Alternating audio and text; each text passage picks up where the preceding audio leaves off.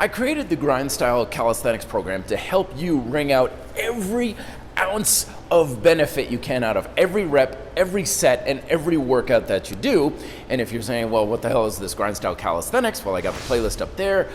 You can also check out the book and the free workout programs that are linked down below in the description. But the bottom line is that the workouts, of course, have your 4 phases: tension, stability, strength, and hypertrophy phase. And each one fundamentally uses your muscles in a unique way to create a bit of a different stimuli. And I've found out another way that you can ramp things up to even a higher level today that's not even going to require any extra time and effort on your part.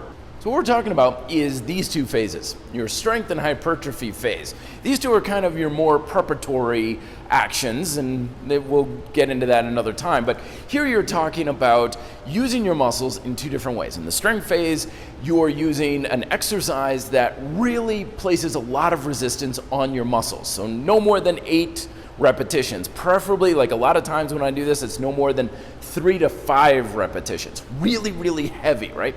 And at the same time, you're also going with something that you're not pushing to a super high degree of muscular failure. You know, that fatigue zone, saving a rep in the tank, as it were. But then when you get to hypertrophy phase, you do kind of the opposite, where you're going much higher rep, at least 10, and you're driving the muscles into as much fatigue and as close to failure as humanly possible. So that's the older way that we're looking at it.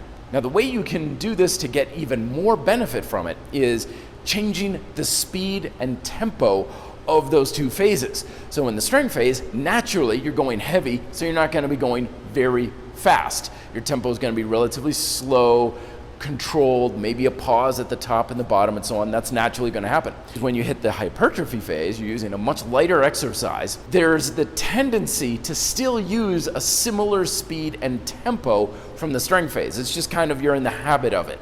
So I encourage you in your next grind style workout, of whatever type you're doing, go light and go at a much faster speed and tempo, kind of like banging out the reps. You can do this plyometric style where you're jumping if you're working your legs, or like plyo push-ups and stuff, but it doesn't need to be quite that explosive. It just needs to be fast enough that it's much faster than what you had during the strength phase. One, that's going to bring, again, more stimuli to your muscles, so you're getting more bang for your buck, and you're doing the sets anyway.